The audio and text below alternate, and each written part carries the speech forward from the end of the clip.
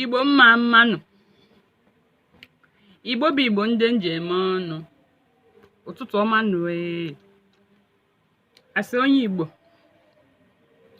na-asụ knife. Favour je wetara m knife ahụ. Ka m bring knife. Ị ma ihe a na-akpọ knife n'asụsụ Igbo? Ị ma ihe a na-akpọ knife n'asụsụ Igbo? Gwa bịa ma gwa gị.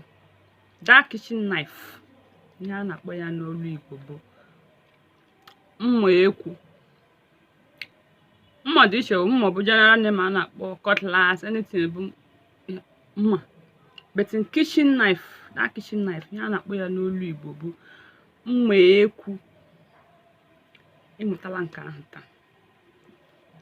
Chere anyị na another video for another Igbo language with their English meaning. Ga emesịa.